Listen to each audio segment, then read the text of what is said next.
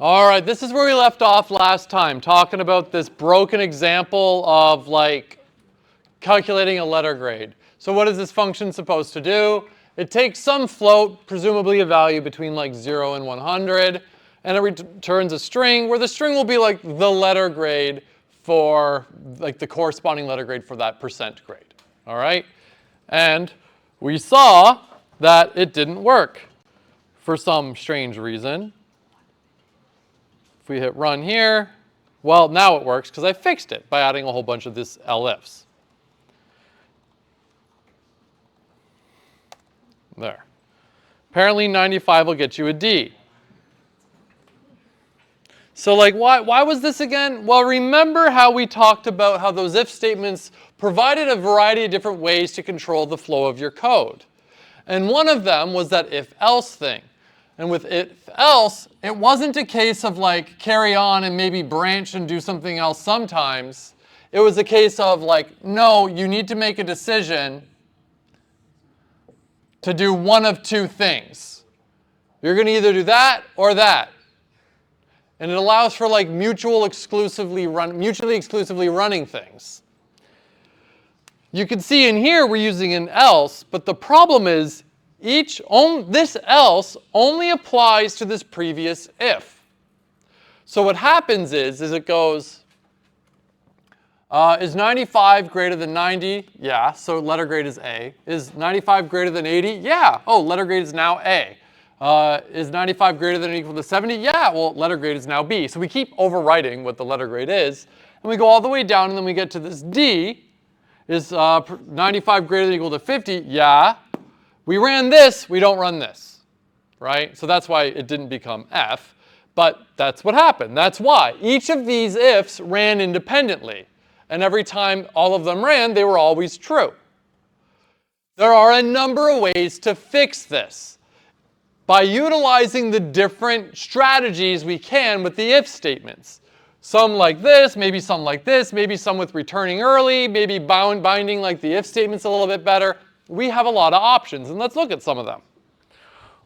The first one I showed you was probably like the cleanest in this for this particular case, but we could argue about that, is we just turn these into else ifs. Why is it? Stop trying to help me. Now, these are like bound together. They all like correspond to the same block of questions. Only one of these will run now with the way it's written. So if percent grade is greater than or equal to 90, letter grade is now A+. And then because that run, it skipped all of these, everything else. So now only one will ever run. So if I go down here and do like 85, well, now it's A. Why? Well, because, okay, that's not true. We ran this one, we skip all the rest, and then come to here. So that works just like that. There's how the else ifs work. Now, we could fix it by doing something like this, where maybe we don't even use that, but we go here and we do just return.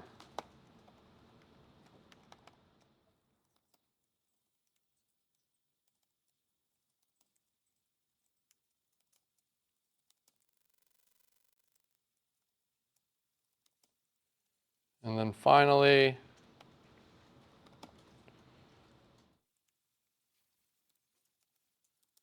there. This will also now work. Why will this work? Because remember, as soon as our function hits a return, it stops executing, and it won't carry on any other lines of code within the function. It's done. So why does this work? It goes, okay, 95. Is 95 greater than or equal to 90? True, return A, done. It never gets a chance to go here. So this is another alternative working solution. And another one, if we go back to something like this, is I could say, that one's fine, but I could say like, and percent grade is less than 90. And percent grade is less than 80. And percent grade is less than 70. And it is less than 60.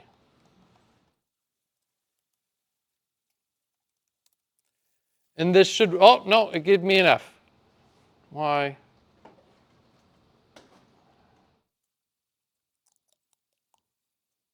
Why am I getting an F here? Ah, I know why. Ha! Foolish me. Same problem. This actually didn't solve the problem. I was wrong. Why? Because they're still independent. They're still entirely independent from one another, right? I could fix it by getting rid of the else, though. The problem was it came and it went and asked all these questions and it said, okay, it's A plus. And then it went to here and it said, oh, okay, is it greater than or equal to 50 but less than 60? No. So run this. Letter grade becomes F. That's what happened. Do you see? It's because it went down to here and then the else got run because this wasn't true. So I could fix this by saying if percent grade is, I don't know, just like less than 50 there. Now we're fine. But now we don't even have an else, which is fine. You don't need an else, right? Cool. You might say like, okay, is it possible that we're not catching a case here? Now here, by the way we've written it, it's not. A value can only be, like any value greater than 90 would classify as an A plus technically, and any value less than 50 would classify as a fail. And these are all the ones in between. So there's no like funny little edge case that we can't catch, by the way. But this is a way to fix it. Yeah?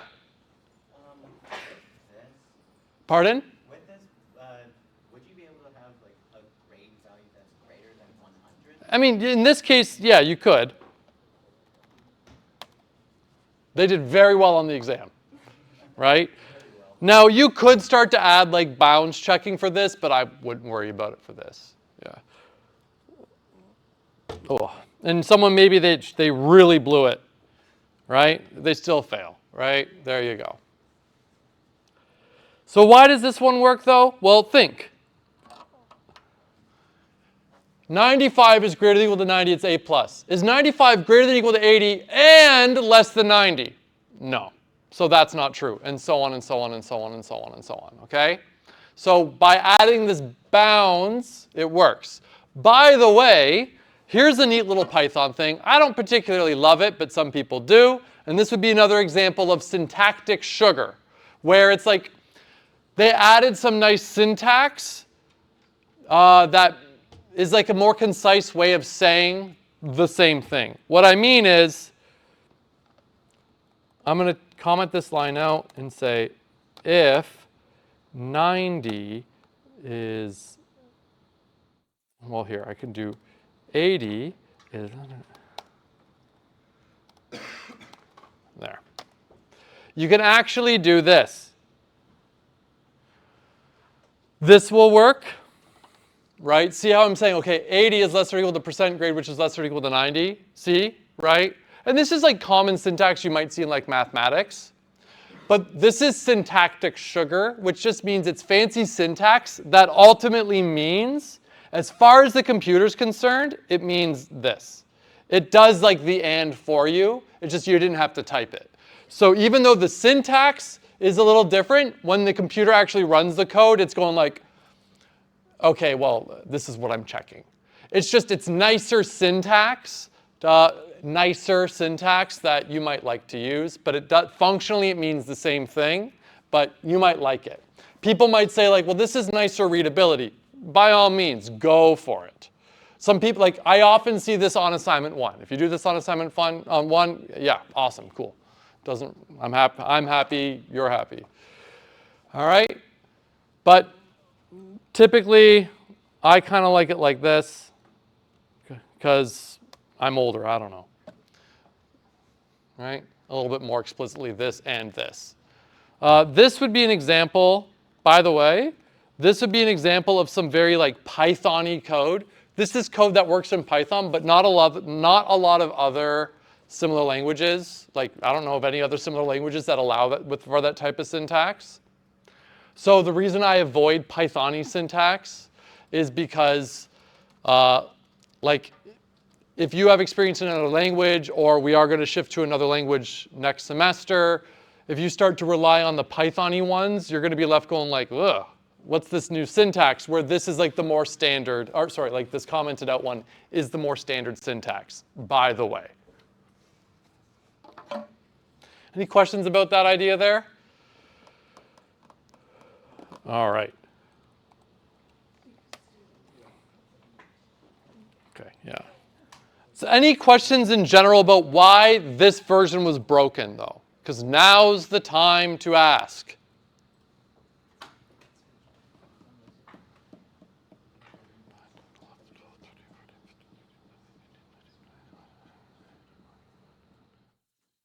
Okay, cool.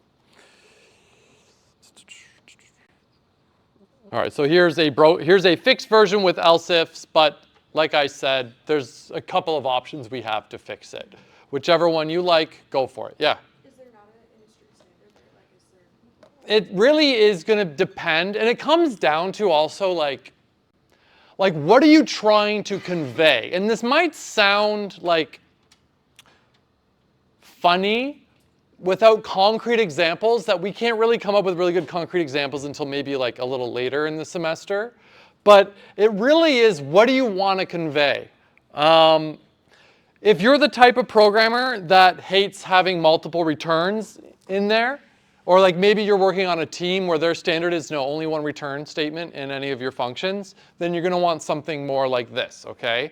But, okay, what about that bounds thing, right? Like, well, what are you trying to convey? Arguably, maybe doing that binding thing where like greater than or equal to 80 but less than 90, maybe that actually really makes sense. Maybe I should have done that one here because it really goes to show like, no, these are the ranges, right? So it makes the ranges more obvious.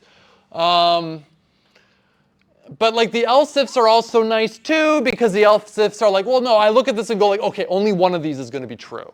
So they all have their own value. There's nothing stopping you from adding bounds to this as well. It's kind of like doing double duty and you're making it like super safe or something. Oh, there's another alternative too, where you could do this in like the reverse order. Like that return example where I do things in the reverse order, it wouldn't work. I think I make you do that in the lab though, so I won't show you right now. So the answer, like this might sound funny, but like it's almost like you want the syntax, like the meaning of the code is like, what is the code going to do? That's the semantics, like the meaning of the code. The syntax is what you write. But sometimes if your syntax can communicate more than the actual functionality, but more about like the intentionality, almost like you're like adding like rhetoric to your code, which is a weird thing to think about, but it's kind of what you're doing. Like you're like conveying additional information about the intention behind it.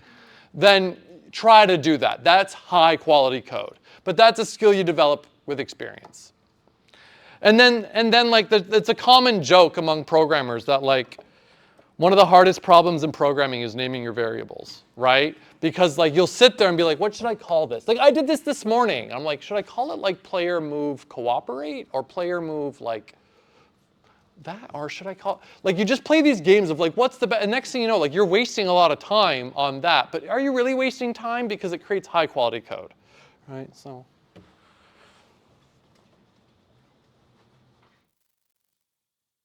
Does anyone know the two hard problems in programming?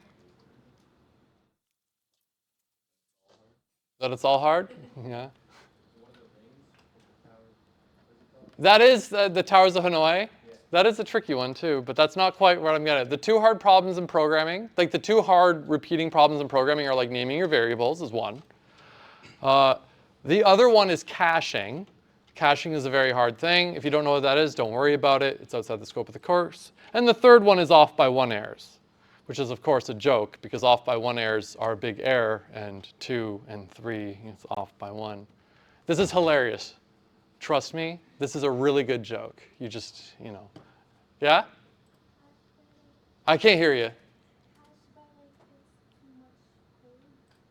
Caching would be like when you go to, like, what your code, first and foremost, don't worry about it, but caching would be like if you have some code that, or let's say you have some data in your computer that needs to get retrieved a lot, retrieving that data takes a lot of time. because moving data around a system is actually really expensive. So maybe what'll happen is maybe we could say like, okay, this is used a lot, so we're actually going to save we're not going to go store it over there, but we're going to save a copy of it over here that we can get to really quickly, right? But deciding when and how to cache is actually really, it's a big problem, right? But that is not something we need to worry about, right? But that's what it means. I don't mean like money. I mean, it's called CASCH, right? Not cash, not money. All right, okay. Any other questions? Good question, but let's not worry about it. Other questions? Everyone's happy?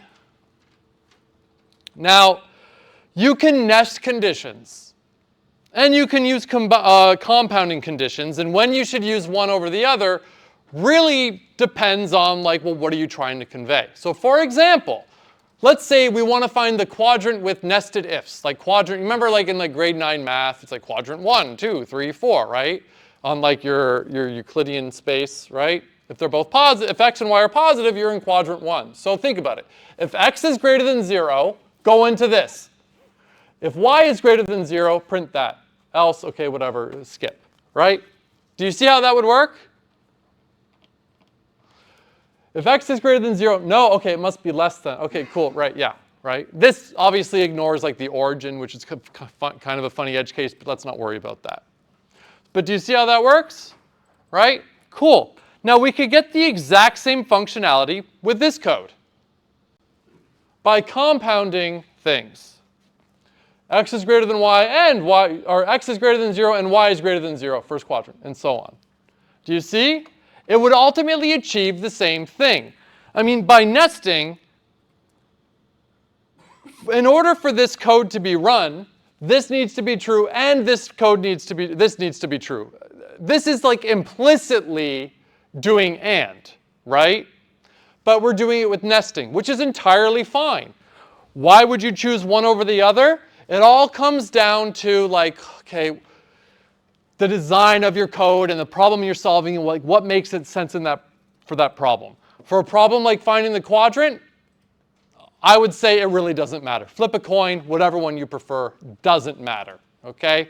Maybe I could argue this one's better because it's both, yeah, maybe we could kind of argue that, but in this case it doesn't really matter. The point is both would work, okay? Yeah. Yeah, cool. But like I said before, be careful with this though. Where nesting becomes really valuable is if you start to have really long expressions. You don't want long questions like that.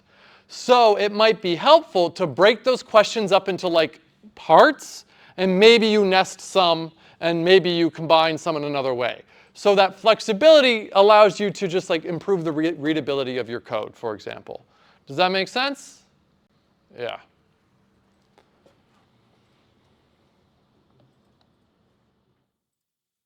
All right, so let's take a moment and realize this is the start of the 4th week of the semester, I guess, right?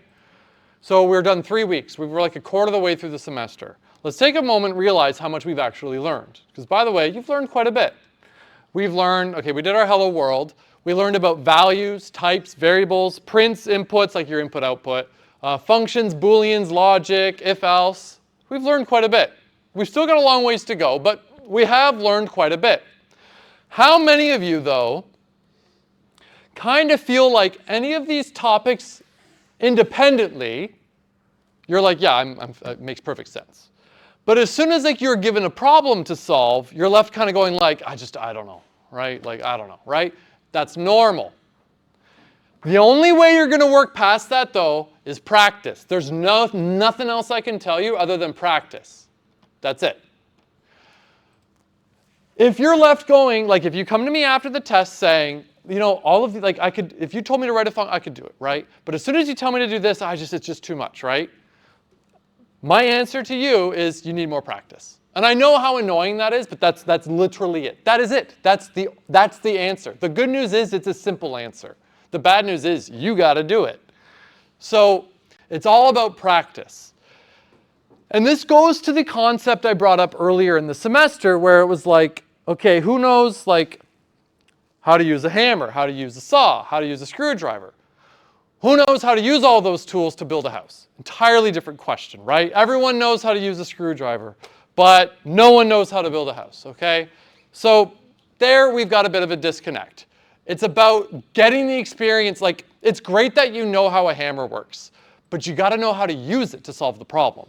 Not just that, like, this is how you use it. It's you got to use it to solve the problems, okay?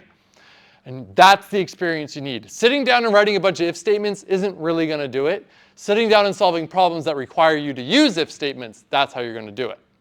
So let's take a moment and think about, like, this gets tricky when you're writing bigger programs, when you've got a more complex problem and you got to write bigger programs, okay? So, for better or worse, there's no right way to do this. There isn't. Software engineers can argue until the end of time about the best way to go about writing your code, okay? The best way to do it is the way that works for you. My recommendation at this stage, though, is going to be a bottom-up incremental approach. This is a pretty standard, like, no-frills way to go about doing it. You start, like, you got to write a problem to do, you got to write a function to do X, Y, Z, right? So what do? You start by literally just creating a function and have it return nothing. Have it return 0 or something, right? Obviously, that's not what you need, unless the job is to write a function that always returns 0. But now you've got something on paper, okay? And you can run it. Does it work the way it should? Okay, great. Now you've got something, I said on paper, but like now you've got code written down. Now maybe, okay, I know the problem I have to solve requires me to do all this, and I know I'm going to actually have to read some input. Great, right? Use the input function. Great, cool. Did it work the way it's supposed? Yes? Okay, awesome.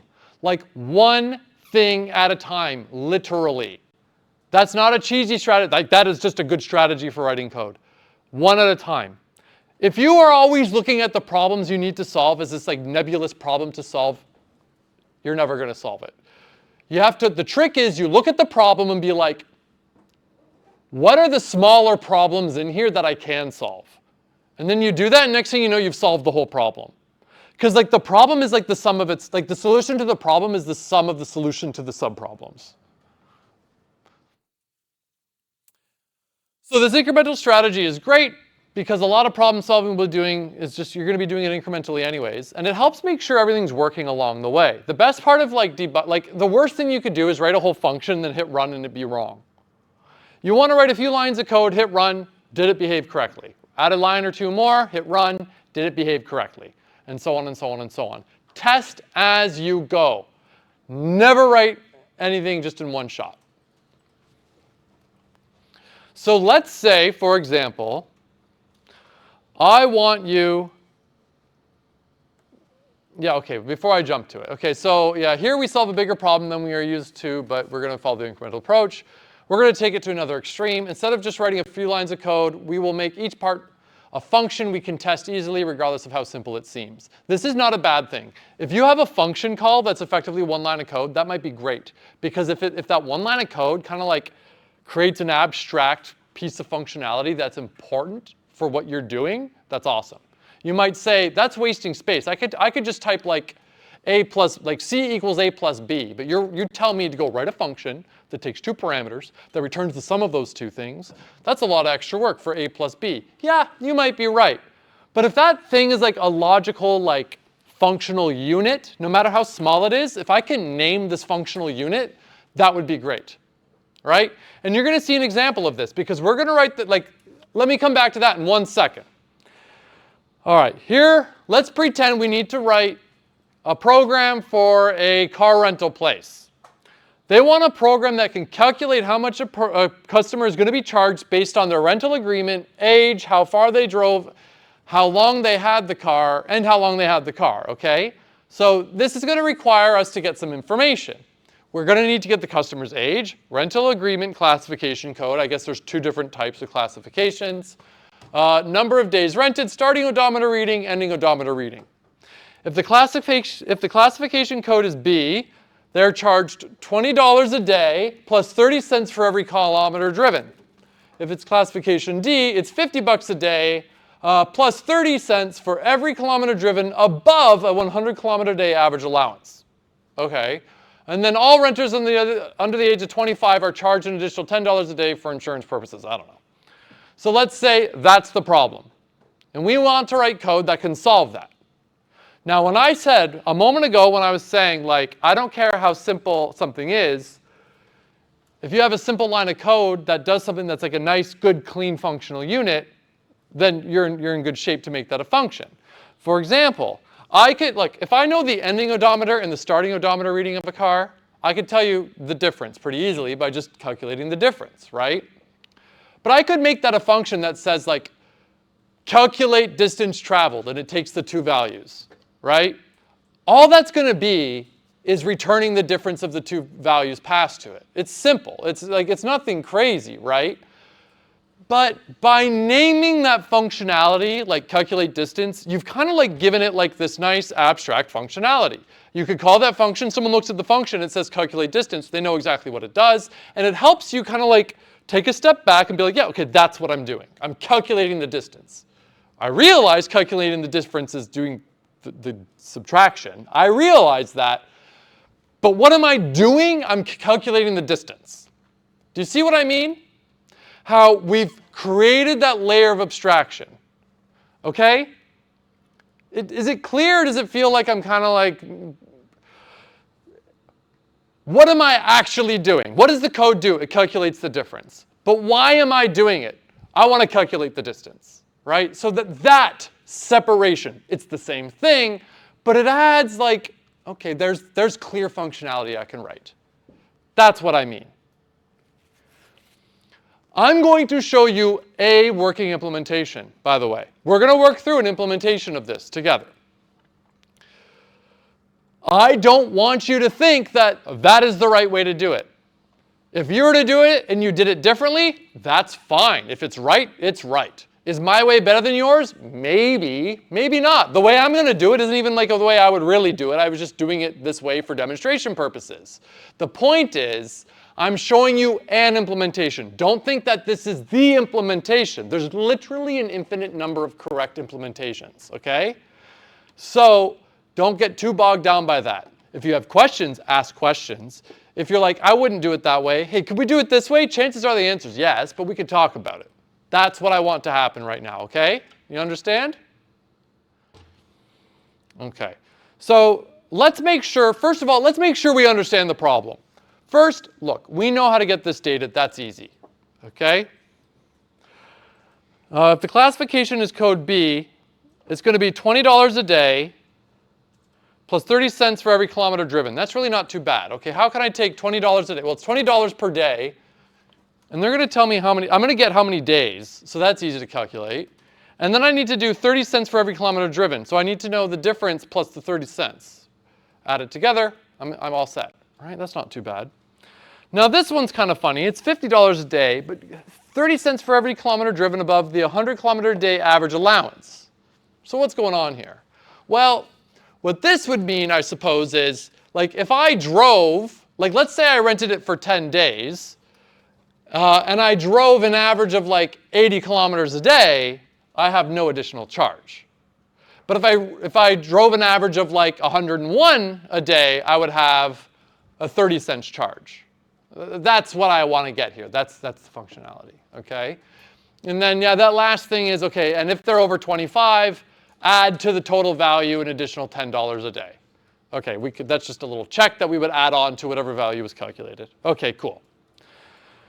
So step one, don't skip this step. Read the problem. Don't skip it. Step two, understand the problem.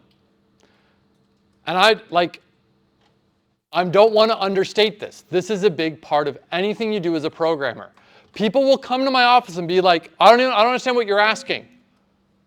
Think, like, you can ask me that question, but you need to understand, like, if you come to me saying, like, I can't even start the assignment because I don't understand what you're asking me to do. You're wrong. Understanding what I'm asking you to do is step two of your assignment. Writing the code is the last thing you gotta do. So this, like saying like, well, he wrote it in a way that I don't understand it.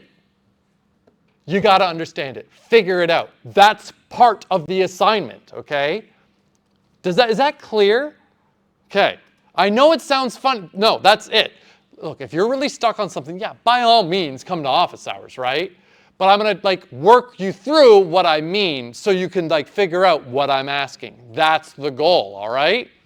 So understand the solution is important. Understand the problem is important. Coming up with a solution is important. And your solution and the code are separate things. Your code is an implementation of your solution. Remember that. All right. When we look at this description, you'll see like, okay, half of this is like input. Half of this description is input. And we know how to read input. That's easy. That's easy. I guess the one catch will be like, okay, this is probably an integer. Rental agreement classification code. That's probably going to be a string. Number of days is going to be an integer. Odometer readings, they could be a float. Let's make them an integer or whole numbers or something. I don't know, whatever. Like we might have to worry about types, but that's the only like catch for that part. So that part I know we could do pretty easy. We know how to do this, so we'll start there. It's always good to start with where you know where to start, because once you start getting code down, like once you start working through a solution, you get momentum. Sometimes you just get this like paralysis before you start. So just start. Just start writing things down, and you can start working through a solution. Don't hesitate. And like I was saying, understand that the example below is one possible implementation, not the implementation, okay? So if we look at this here, perfect. Let's just go here, down here, there. So here's the idea, okay? Can you see this? It's kind of bright in here actually, isn't it? Let me lower the lights just a titch.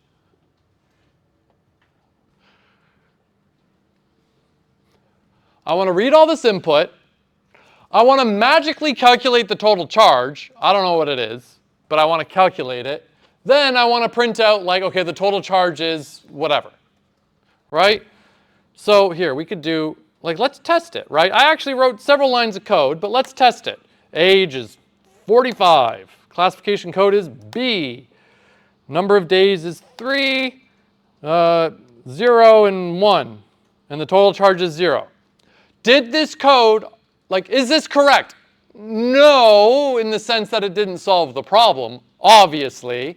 But based on what I wrote, did this code behave the way I should expect? Yes. I read the input. I didn't do anything with it. I created a variable called total charge. I assigned it 0 just to give it a value. And then I printed out total charge. Great. I hit run. I know this part is correct, in the sense that it's doing what I expect it to do at this stage. Do you see what I mean? Now, okay, how the hell do we calculate total charge? Well, there was a lot to that, right? We had like, okay, is it classification code B? Is it classification code D? It's going to depend on the number of days, plus the number of kilometers driven, kind of. So there's a bunch of stuff going on here. So let's break this down. This is several problems that we can solve independently really simply. All right. Yeah, and this is just, okay, cool. In the above example, we would want to verify it is doing what we expect. Since user input is a little difficult to test with assert, we can simply print out the data and confirm that it's doing what we expect. For example, yeah. If we really wanted to like test this, you could write something like this to be like, okay, did I get what I wanted and is it the right type? You know, that's how I would go about doing it. Okay, the above example of reading user input seems to be sufficient for what we need. However, obviously we're far from solving it, right? We need to get the total charge. If we were to run this, we're not going to get the answer. So we need to figure out the total charge. And like I said, this may feel intimidating, but just slow down. What are the parts I can solve? Right? So look, let's write a function called calculate total charge.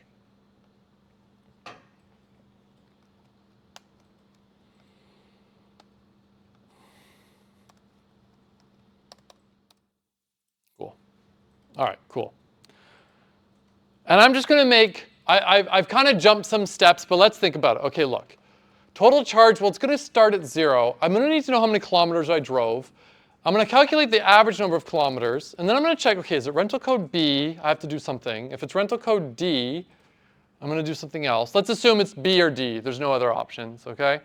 And then we need to check, like, okay, are they under 25? And then at the end, we want to return the total charge, right? So this may look like I added a bunch of steps here, but look.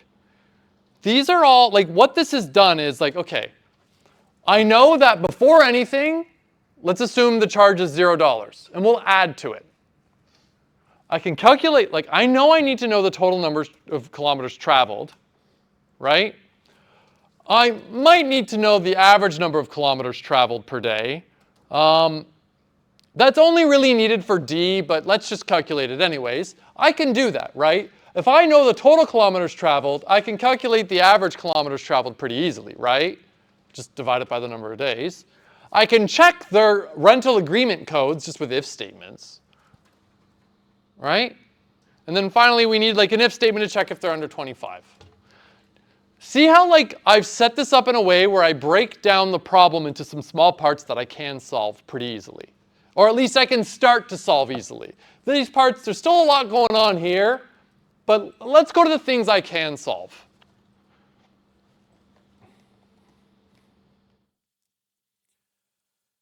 Yeah. All right, so we need to know the total kilometers traveled. We need to know the average kilometers a day. We need to know the number of kilometers driven above 100 kilometer day allowance, although that really only matters for D, but you know, we can do that. We need to do the actual rental agreement classification check and the total calculation for what it would be, and we need to check the 25. These are all the small parts that are required to solve this. By the way, these small parts might have smaller parts too. So don't think that like, oh, I broke it down into these like atomic units. No, they might be able to be broken down more, and maybe that's required. That happens a lot. So let's see where we go. So total kilometers. Okay, look, that's easy. Great. I'm just going to take this. I'll just go down here. Right? There. Most of this code is docstring. Whatever, that's fine. Total kilometers. Odometer start, float, odometer finish, float, returns a float. I guess I'm doing floats. We can do fractional kilometers, great. Describes what's going on. It says how, like, what's going on there. And what is this going to return? Odometer finish minus odometer start. This is the example I used before. Oh, and of course, a couple of assert tests, right? Make sure it behaves the way you expect. You might see here, like, oh, it's using a float. How come I didn't do that, like, less than difference thing? Sometimes you can get lucky with floats, especially if it's something like a 0.5. Yeah? If you put in a type hint, will Python automatically give you that type? What do you mean automatically? Okay, so I put in the type hint, and then I want to return my answer, but maybe it was an integer. Will it? It'll be like, you know what you want to do. It won't enforce anything. You'll just be lying. That's literally it. That's all it matters. Other languages, if you did something similar, it would enforce it. Where if you're trying to return like a float and you give back like a string, the code wouldn't even run. It would crash and be like, no, no, no, no, no, which is nice, actually. Where Python just lets you hurt yourself, I guess, right? So anyways, here we go. This is the example I used from before, though, right? About like, really? I wrote a whole function with all that crap just for that? Yeah. Because the abstract idea of total kilometers is ultimately this, but why am I doing that calculation? It's to get the total kilometers traveled, right? So I'm arguing that like, it's nice to have a function for that because it separates that functionality into this just like nice, clean little function call, right? That's what I'm doing. If it feels silly, perhaps I can make an argument that, like, yeah, this is a little contrived, but there's still a good argument for doing this. Any questions about this function?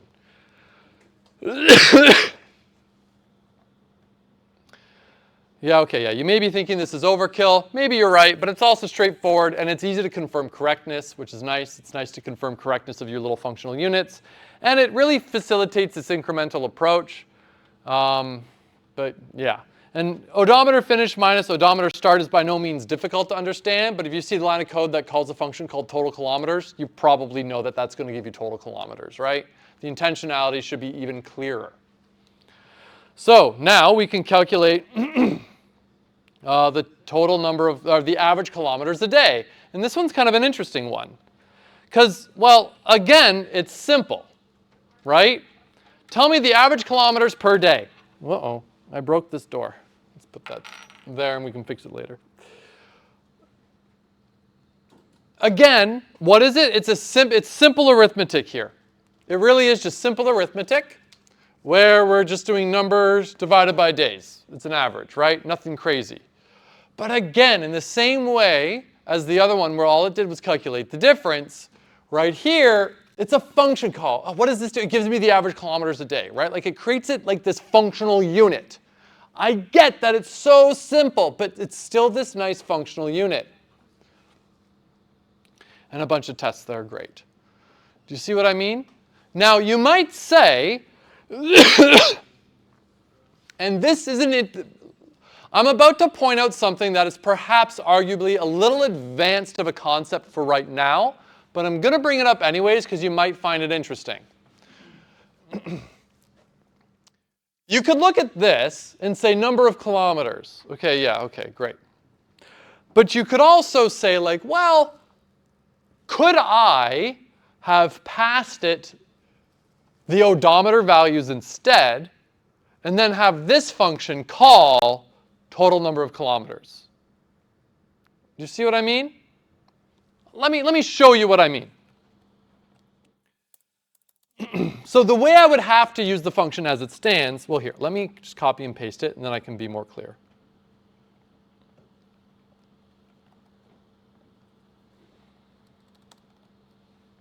I'm going to get rid of the docstring just for simplicity. So the way I would have to calculate this right now is I would say like, okay, equals total kilometers traveled, 0 and 4, right? And then I would say like average equals average kilometers per day, and it's like 5, and then KMS, right? So this is how I would have to use this function. I calculate the total kilometers traveled, I save that value, I call average kilometers a day, I give it the number of days, and I give it the kilometers that was calculated here. Okay? Fine. But what I'm saying is, you know, what if we changed it, strange, where we don't do that, we just do like OS and OE. I'm being lazy here, odometer start, odometer end, and then this actually just, maybe this can do like, okay, num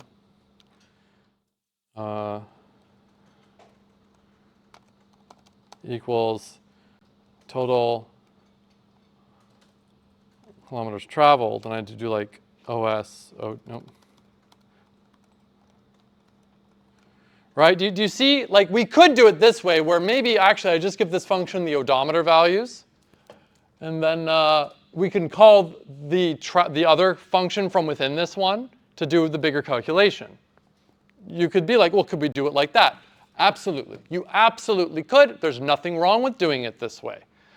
Now, why would we not do it that way? Well, what we have done, and this is where it gets like a little bit advanced, let's say. What we have, in terms of like code design, to be clear, it doesn't really matter, especially for the scale of this particular project, but here's why someone with experience might argue why doing it this way isn't good. Well, first of all, you've also kind of eliminated like you already have this function, you need the total number of kilometers anyways, so you'd want to have that calculated in the previous function, whatever. But the problem is this function is now dependent on this function in order to work. They are now coupled, okay? Where before, like, how is the total number of, like, where is that total number of kilometers coming from? It's coming from this function call. But if I go back to the way it was, now it's not. This function doesn't care at all where this comes from. It comes, like, however we use it, that's how it matters. But we could calculate this value some totally another way. So we've uncoupled the functions. And ideally, you want that to happen. You kind of want to eliminate those dependencies that way. You want to uncouple them. This would be a case of like dependency injection, where like, okay, there's a dependency, like this has to come from somewhere, we'll get it and then we'll pass it to it, as opposed to having it do it itself. It's a bit of a more advanced idea. It doesn't really matter, but I'm just letting you know because it's kind of interesting. So any questions about this average kilometers per day? And by the way, this argument stands for the next one we're about to see as well. Nothing crazy, right? Why do we do this? Well, it's because we've turned it into this like, give me the average a day. And then the calculation of that is offloaded to this. Now, let's write the function number of kilometers above average. Maybe that's a bad name for it. It should be number of kilometers above allowance, I think, but whatever. Not the best name for a function, not the point. So what this function is going to do is tell us, because remember, for classification code D, we get charged 30 cents for every kilometer we drive above a 100 kilometer, an average of 100 a day that we're allowed, right? So if I rent the car for 1 day and I drive less than 100 kilometers, that's less than 100 by average, and then I don't get charged anything extra. If I rent it for 10 days and I drive 1,000, I'm still fine, right? But anything over that is more. So how many kilometers above the average? Well, here's how we're going to do it. We're going to give it the average number of kilometers. And I say, if the average number of kilometers is greater than 100, return average number of kilometers minus 100. So if I drove an average of 150 a day, and the question is how many did I drive above the 100 allowance? It's, well, 150 minus 100 to get 50, right? If the average number is not greater than 100, return 0. I drove 0 kilometers above. Do you see? Now this might be a cleaner example of like this, again, this isn't crazy complex logic, but we've turned it into a nice function, a nice functional unit that we can use and we can call and do the calculation. We can test it, make sure it's working just fine. We like that. We want to do that. This facilitates that incremental approach really well. So there we go. And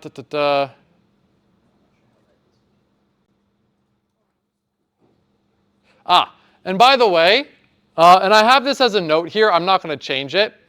This would be an example of like, look, there's a comment there where I describe what's going on, fine, but this could be argued that this is an example of like a magic number. Do you remember me talking about magic numbers a couple weeks ago?